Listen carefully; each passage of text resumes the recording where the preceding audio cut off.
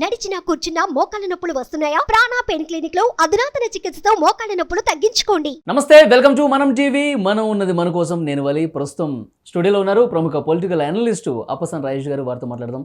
రాజేష్ గారు నమస్తే సార్. నమస్తే. రాజేష్ గారు, వైసీపీకి రాజీనామా చేసిన ఆళ్ల రామకృష్ణారెడ్డి సంచలన కామెంట్ చేశారు.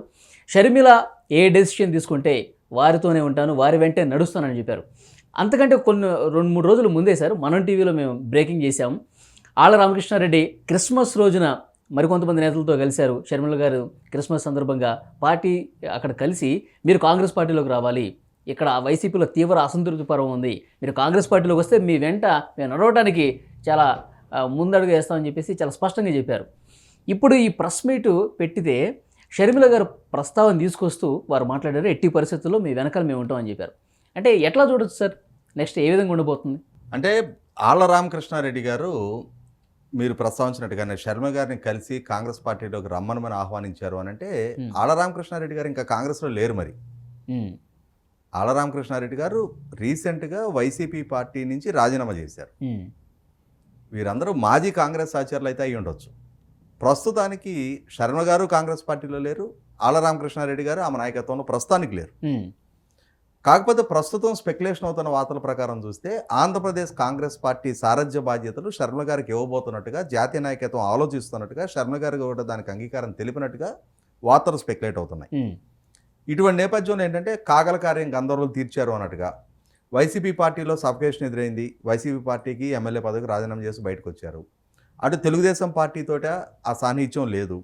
కాబట్టి రాజకీయంగా ఆశ్రయం పొందాల్సిన అవసరం ఉన్న దృష్ట్యా ఏదో ఒక పార్టీని ఆశ్రయించాల్సిన నేపథ్యంలో రాజశేఖర రెడ్డి గారి కుమార్తె, అదే సందర్భంలో పూర్వ ఆశ్రయం పొందిన కాంగ్రెస్ పార్టీ, గతంలో కాంగ్రెస్ పార్టీతోటి అసోసియేషన్ ఉంది కాబట్టి ఆ పార్టీ నుంచి ఆశ్రయం పొందిన పక్షంలో రేపటి రోజున మళ్ళీ తిరిగి రాజకీయ ప్రస్థానం కొనసాగించుకోవడానికి ఒక ప్లాట్ఫామ్ వినియోగించుకోవడానికి ఆస్కారం ఉంటుందనే ఉద్దేశంతో శర్మ గారిని కలిసినట్టుగా వార్తలు వస్తూ ఉన్నాయి.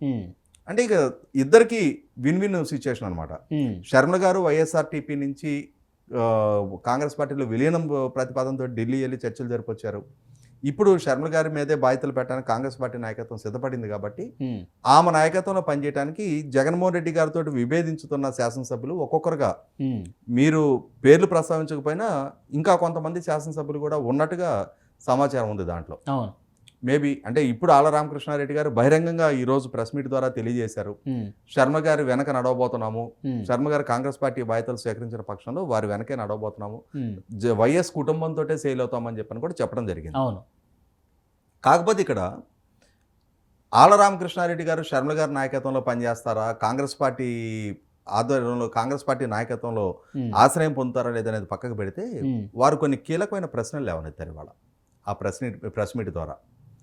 జగన్మోహన్ రెడ్డి గారి పార్టీకి ఒక సిద్ధాంతం ఉండాలి అని చెప్పాను. అదే సందర్భంలో మంగళగిరి అభివృద్ధికి జగన్మోహన్ రెడ్డి గారు చేసిన వాగ్దానాలు నిలబెట్టుకోలేదు అని చెప్పని, 1200 కోట్ల రూపాయల వాగ్దానాలు చేసి కేవలం 120 కోట్లు మాత్రమే శాంక్షన్ చేశారు అని చెప్పని, వ్యక్తిగతంగా నేను 8 కోట్ల రూపాయల అప్పులు తీసుకొచ్చి కాంట్రాక్టర్లకు బిల్లు చెల్లించాను అని చెప్పని, వాస్తవంగా ప్రస్తుత ప్రభుత్వ పనితీరుని, జగన్మోహన్ రెడ్డి గారి వ్యక్తిత్వాన్ని ఇవాళ నగ్నంగా ఎండగట్టినట్టయింది. ఏ వ్యక్తి అయితే జగన్మోహన్ రెడ్డి గారి రాజకీయపు అనుంగు శిష్యుడిగా సుదీర్ఘకాలం జగన్మోహన్ రెడ్డి గారి రాజకీయపు మేలు కోసం అని చెప్పని ప్రత్యర్థులుగా ఉన్న తెలుగుదేశం పార్టీని ఉక్కిరి బిక్కిరి చేసే కేసులతోటి, పలు కేసులతోటి, ఓటుకునేటి కేసు, సదావర్తి భూముల కేసు, అసైన్మెంట్ ల్యాండ్ కేసు, ఇట్లా రకరకాల కేసులతోటి చంద్రబాబు నాయుడు గారి మీద న్యాయ పోరాటానికి సిద్ధపడిన ఆళ్ల రామకృష్ణారెడ్డి గారు ఇవాళ జగన్మోహన్ రెడ్డి గారి వ్యక్తిత్వాన్ని ప్రశ్నిస్తూ ఉన్నారు. జగన్మోహన్ రెడ్డి గారు చేసిన వాగ్దానాన్ని విస్మరించారు, 1200 కోట్లు శాంక్షన్ చేస్తానని చెప్పి మాట తప్పారు అని చెప్పని.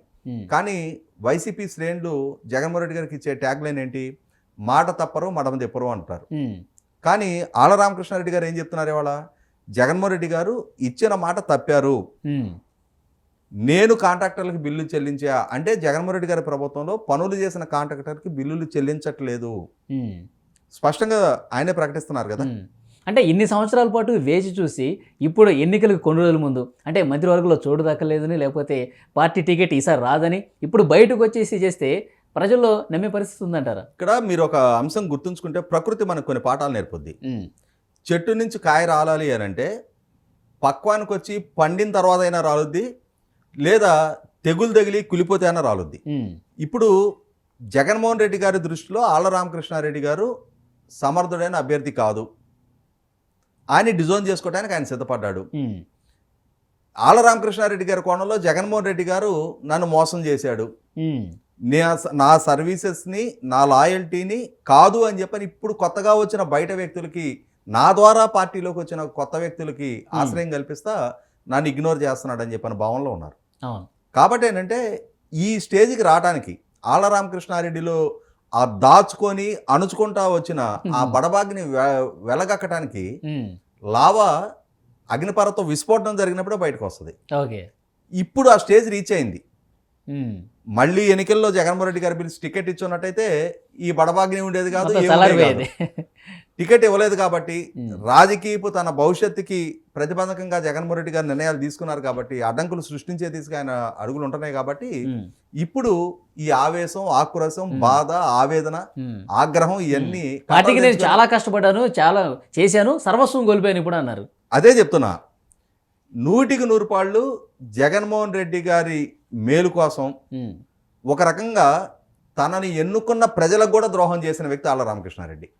జగన్మోహన్ రెడ్డి గారు వాళ్ళ 1200 కోట్ల రూపాయలు నిధులు ఇస్తానని చెప్పని ఇవ్వలేదు, మోసం చేశారని ఈయన ఆరోపిస్తున్నారు. కానీ ఈయన తనల్ని ఎన్నుకున్న ప్రజలకి కూడా ద్రోహం చేసిన వ్యక్తి ఆళ్ల రామకృష్ణారెడ్డి గారు.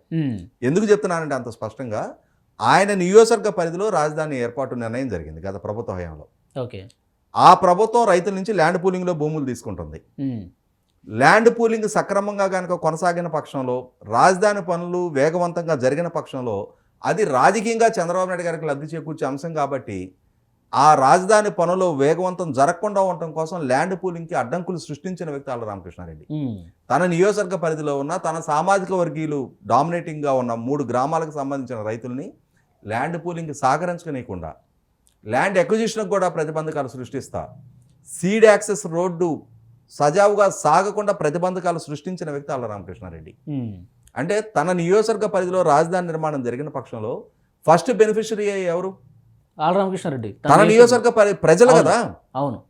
ఇప్పుడు శాసనసభ్యుడిగా ఆళ్ల రామకృష్ణారెడ్డి గారు తర్వాత సంగతి, మొట్టమొదటిగా లబ్ధి చేకూరే తన నియోజకవర్గ ప్రజలు కదా.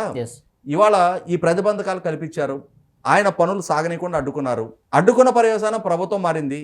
మారిన తర్వాత ఏం వాగ్దానం చేశాడు ఈయన? జగనన్న కాళ్ళు పుచ్చుకొనైనా రాజధాని ఇక్కడే ఉంటుందని వాగ్దానం చేస్తున్నా, జగన్మోహన్ రెడ్డి గారి మీద అనవసరపు ఆరోపణలు చేస్తున్నారు అన్నారు. ఏం జరిగింది? ఇవాళ బాధ్యత అయింది లేదా? అవును. నేషనల్ గ్రీన్ ట్రిబ్యునల్ కేసులు, ల్యాండ్ పూలింగ్ మీద కేసులు, ఎన్ని అవాంతరాలు సృష్టించే ప్రయత్నం చేశారు, అడ్డంకులు సృష్టించే ప్రయత్నం చేశాడు ఈయన ఎమ్మెల్యేగా. ఇవాళ కలిసి పని చేసుకున్న రోజున అందరూ కలిసే ఆ విద్రోహ నిర్ణయాలు తీసుకున్నారు. అక్కడ రాష్ట్రానికి రాజధాని లేని పరిస్థితులు సృష్టింపబడటానికి ఆళ్ల రామకృష్ణారెడ్డి గారు ఎంత బాధ్యుడో జగన్మోహన్ రెడ్డి గారు అంత బాధ్యుడు. ఇవాళ తనకు రాజకీయ అవకాశం లేకపోయేటప్పటికీ ఇవాళ జగన్మోహన్ రెడ్డి గారి వ్యక్తిత్వాన్ని నిన్నదాకా చంద్రబాబు నాయుడు గారి మీద న్యాయ పోరాటం చేసి ఆయన దోపిడీ చేశాడు, ఆయన ఓటుకు నోటు అంశంలో తప్పులు చేశాడు, ఆయన ఇన్నర్ రింగ్ రోడ్ అంశంలో కుంభకోణానికి పాల్పడ్డాడు, ఆయన అసైన్మెంట్ భూముల అంశంలో కుంభకోణానికి పాల్పడ్డాడు అని చెప్పని 10 కేసులు దాఖలు చేసిన ఆళ్ల రామకృష్ణారెడ్డి గారు ఇప్పుడు జగన్మోహన్ రెడ్డి గారి వ్యక్తిత్వాన్ని హననం చేస్తున్నాడు. రెండోది వచ్చేటప్పటికి ఇక్కడ కీలకమైన అంశం ఇంకోటి, ధనుంజయ రెడ్డి గారి ప్రస్తావన తీసుకొస్తున్నాడు. ఇక్కడ గమనించుకోవాల్సింది ఏంటి అంటే, అసలు వైఎస్ఆర్ పార్టీలో ఈ ధనుంజయ రెడ్డి అనే ఫ్యాక్టరు, సజ్జల రామకృష్ణారెడ్డి అనే ఫ్యాక్టరు, ఇవి చాలా కీలకంగా చర్చనీయాంశం కాబోతున్నాయి. ఎందుకనంటే వీళ్ళు ప్రజల చేత ఎన్నిక కాబడిన శాసనసభ్యులు, వీళ్ళకి నాయకుడు జగన్మోహన్ రెడ్డి గారు. అవును.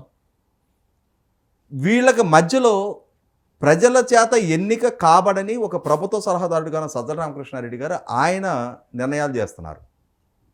తర్వాత జగన్మోహన్ రెడ్డి గారి కార్యదర్శిగా ఉన్న ఐఏఎస్ అధికారి ధనుంజయ రెడ్డి గారు.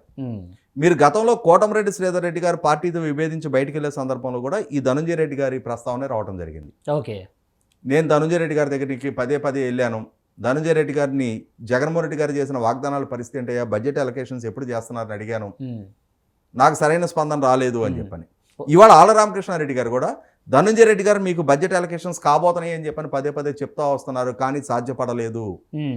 అసలు ధనుంజయ రెడ్డి గారు ఎందుకు ఇన్వాల్వ్ అవుతున్నారు ఎమ్మెల్యేలకి పార్టీ అధినాయకుడికి మధ్య? ఆయన బాధ్యత, ఆయన విధులేంటి? ఆయన ఒక ఐఏఎస్ అధికారి. YSR party internal issues resolve చేసే బాధ్యత అయిందా? ఆయన ఎందుకు తన ఉద్యోగ ధర్మాన్ని మీరి ఒక పార్టీ ఇంటర్నల్ అఫైర్స్లో ఇన్వాల్వ్ అవుతున్నాడు? ఇవాళ ఒక ప్రభుత్వ సలహాదారుడిగా ప్రజలు కట్టిన పన్ను నుంచి జీతం తీసుకుంటున్నారు సజ్జల రామకృష్ణారెడ్డి గారు. ఆయన ఒక ఐఏఎస్ అధికారి ధనంజయ రెడ్డి గారు, వీళ్ళిద్దరూ వైఎస్ఆర్ పార్టీ ఇంటర్నల్ అఫైర్స్లో ఇన్వాల్వ్ అవ్వటం, ఇవాళ ఎమ్మెల్యేలు అభ్యర్థిత్వాలు నిరాకరించే సందర్భంలో కూడా ధనంజయ రెడ్డి గారు మీ మీద ఇటువంటి నెగిటివిటీ ఉంది అని చెప్పని ఆయన రిపోర్ట్లు ఇస్తున్నారు అని చెప్పని సీఎం గారు అపాయింట్మెంట్ ఇవ్వకుండా ఈయన దగ్గరే మమ్మల్ని వెనక్కి తిప్పి పంపుతున్నారు అని చెప్పని ఎమ్మెల్యేలు ఆక్రోశం పెరుగుతుంది అని చెప్పని వార్తలు వస్తున్నాయి. అవును, ఇవి 100% రాజ్యాంగేతర శక్తులు. వాళ్ళ పార్టీ ఇంటర్నల్ అఫైర్లో పార్టీ అధ్యక్షుడు ఆయన శాసనసభ్యులకి సర్ది చెప్పాల్సిన అవసరం ఉంటుంది. లేదు ప్రభుత్వ వ్యవహారం అయితే ముఖ్యమంత్రి గారి పిఏగా ఉన్న ధనంజయ రెడ్డి గారిని కలిశారంటే అర్థం ఉంది. కానీ ఇది పార్టీ వ్యవహారం. ఇక్కడ పార్టీని ప్రభుత్వాన్ని కలగాపలగం చేసేసి ఇవాళ అధికారులు సలహాదారులు పార్టీ ఇష్యూస్లో వీళ్ళు నిర్ణయాధికారులుగా మారుతున్న నేపథ్యం 100% ఎమ్మెల్యేల అంట్రెస్ట్ కారకం అవుతుంది. ఇటువంటి సందర్భంలో ఇవాళ ఆళ్ల రామకృష్ణారెడ్డి గారు వ్యక్తం చేసినట్టు ఒకటైతే తేటతనం అవుతుంది. శర్మ గారు ఆంధ్రప్రదేశ్ కాంగ్రెస్ పార్టీ సారథ్య బాధ్యతలు తీసుకోబోతున్నారు అనేది వాస్తవం. కాంగ్రెస్ పార్టీ సారథ్య బాధ్యతలు ఆమె ఎప్పుడు తీసుకుంటుందా అని చెప్పని ఎదురు చూస్తూ వైసీపీ పార్టీలో నిరాదరణకు గురవుతున్న శాసనసభ్యులు చాలా మంది ఎదురు చూస్తున్నట్టు, ముందుగానే ఆమెకు రెడ్ కార్పెట్ పలికి స్వాగతం పలకడానికి వీళ్ళందరూ రంగం సిద్ధం చేస్తున్నట్టుగా అర్థమవుతుంది. ఇది ఎంతవరకు జగన్మోహన్ రెడ్డి గారికి మేలు చేసే అంశం. 100% జగన్మోహన్ రెడ్డి గారి వాళ్ళ శాసనసభ్యుల్ని వాళ్ళకి నియోజకవర్గాల్లో వ్యతిరేకత ఉంది అని చెప్పని ప్రత్యామ్నాయ ఏర్పాట్లు ఆయన చేసుకుంటున్నారు. కానీ వీళ్ళు శర్మ గారి ద్వారా ఆశ్రయం పొంది వాళ్ళు అక్కడ ప్రత్యర్థులుగా కొనసాగిన పక్షంలో ఎంత స్థాయిలో వాళ్ళ వల్ల ప్రభావితం కానీ అంత స్థాయిలో అది వైసీపీ పార్టీకే పెనుముప్పుగా మారడం ఖాయం. సార్, ఇప్పుడు ఆళ్ల రామకృష్ణారెడ్డి కావచ్చు, కొన్ని పేర్లు వినిపిస్తున్నాయి సార్, జ్యోతుల చంటిబాబు, దొరబాబు, ఇంకా కొంతమంది బయటకు వచ్చే అవకాశం, ఎందుకంటే ఇన్ఛార్జీలు కొత్త వాళ్ళు వచ్చే అవకాశం ఉన్న నేపథ్యంలో బడబాగ్నులు ఇప్పుడు ఆళ్ల రామకృష్ణారెడ్డి లాగా లాభాలు పొంగే పరిస్థితి ఇంకా ఎక్కువగా ఉంటుంది. వాళ్ళందరూ కూడా షర్మిల గారి దగ్గరికి వెళ్ళే పరిస్థితి అంటారు. అయితే తెలుగుదేశం పార్టీ జనసేనలోకి వెళ్ళలేని వాళ్ళు ఇక వాళ్ళకి గతి లేక షర్మిల గారి కాంగ్రెస్లోకి వస్తే జాయిన్ అయ్యే పరిస్థితి ఉంటుందంటారా? ఇప్పుడు కాంగ్రెస్ పార్టీ ఒక రకంగా నిద్రాణ స్థితిలో ఉంది ఆంధ్రప్రదేశ్ రాష్ట్రంలో. 2014కు పూర్వం 10 సంవత్సరాలు అధికారం చెలాయించిన పార్టీ రాష్ట్ర విభజన నేపథ్యంలో 2014 తర్వాత పూర్తి స్థాయిలో తన మనుగడ ఉనికి కోల్పోయింది ఆంధ్రప్రదేశ్ రాష్ట్రంలో. అటువంటి నేపథ్యంలో ఇప్పుడు శర్మ గారి ద్వారా అయినా సరే పునరుజ్జీవనం పొందడానికి ఆస్కారం ఉంటుంది అని చెప్పని, ఎందుకంటే దక్షిణాదిలో భారతీయ జనతా పార్టీ ప్రభుత్వాన్ని ఓడించి కాంగ్రెస్ పార్టీ అధికారంలోకి వచ్చింది. తెలంగాణలో బీఆర్ఎస్ పార్టీ ప్రభుత్వాన్ని ఓడించి కాంగ్రెస్ పార్టీ అధికారంలోకి వచ్చింది. ఇటువంటి నేపథ్యంలో నైతికంగా కాంగ్రెస్ పార్టీ కొంత పోరాట పటిమ ప్రదర్శించగలిగే స్థాయికి దక్షిణాదిలో చేరుకుంది. ఇప్పుడు ఈ 2 రాష్ట్రాల విజయం నేపథ్యంలో ఈ 2 రాష్ట్ర ప్రభుత్వాల పార్టీ నాయకులు అండదండ అందించడానికి ఆంధ్రప్రదేశ్ శాఖకి సిద్ధంగా ఉన్నారు. ఇటువంటి నేపథ్యంలో శర్మిల గారు లాంటి ఒక క్రౌడ్ పులింగ్ ఎబిలిటీ ఉన్న, ముఖ్యంగా మాట్లాడుకుంటే ఒక ఫైటింగ్ స్పిరిట్ ఉన్న, ఎందుకంటే ఆమె జగన్మోహన్ రెడ్డి గారు అరెస్ట్ అయ్యి జైల్లో ఉన్న నేపథ్యంలో ఆ రోజు వైఎస్ఆర్ కాంగ్రెస్ పార్టీ ఉనికే కనుమరుగవుద్ది అనుకుంటున్న నేపథ్యంలో ఆ పార్టీని తిరిగి బతికి బట్టకట్టే స్థాయికి చేర్చింది ఆమె పాదయాత్ర. ఒక ఆడపిల్ల 3000 కిలోమీటర్ల పైగా పాదయాత్ర చేయడం అనేది never in the history of Indian democracy. అంతకుముందు ఏ మహిళా నాయకురాలు అంతటి పాదయాత్ర చేయలే. అటువంటి శర్మ గారు మళ్ళీ తిరిగి తన సొంత వైఎస్ఆర్టీపీ పార్టీ తరఫున మరొకసారి తెలంగాణ రాజకీయాల్లో కూడా 3000 కిలోమీటర్ల పైగా పాదయాత్ర చేశారు. అంటే ఒక మొండితనానికి పట్టుదలకి మారుపేరుగా నిలబడి ప్రూవ్ చేసుకుని ఉన్న ఫ్యాక్టరు శర్మ గారు. ఆమె నాయకత్వంలో కాంగ్రెస్ పార్టీ గనక నాయకత్వ బాధ్యతలు చేపట్టినప్పుడు ఎంతటి స్థాయిలో ఆమె ఫైటింగ్ స్పిరిట్ కనపరచగలుగుతారు అనేది కూడా ఒక ఇంపార్టెంట్ ఫ్యాక్టర్ ఇక్కడ. ఎందుకంటే జగన్మోహన్ రెడ్డి గారితో 2019 ఎన్నికల వరకు కూడా ఆయన గెలుపుకు దోహదం చేసిన శర్మిల గారు ఇవాళ మొట్టమొదటిగా ఆయనకు ప్రత్యర్థిగా బాధ్యతలు చేపడుతున్నప్పుడు ఐడియాలజీ పరంగా, పాలనా పరంగా జగన్మోహన్ రెడ్డి గారిని ఎంతవరకు విమర్శించగలుగుతారు, ఎంతవరకు విభేదించగలుగుతారు అనే ప్రాతిపదికగా ఆమె వెనక ఈ నాయకులు నడవడానికి ఆస్కారం ఉంటుంది. అటువంటి ఫైటింగ్ స్పిరిట్ కనుక ఆమె అన్న విషయంలో కూడా, అంటే కేసీఆర్ గారి మీద చేసిన రాజీలేని పోరాటం ఆంధ్ర రాష్ట్ర రాజకీయాల్లో కూడా ప్రదర్శించిన పక్షంలో 100% ఆమెకి కూడా ఒక ఇంటెగ్రిటీ, క్రెడిబిలిటీ ఎస్టాబ్లిష్ అవడం ఖాయం. ఆ రోజు ఆమెని ఆశ్రయించి కాంగ్రెస్ పార్టీకి చేరువైన శాసనసభ్యులు కూడా ఎంతో కొంత వాళ్ళ నియోజకవర్గాల్లో ప్రభావితం చూపగలుగుతారు.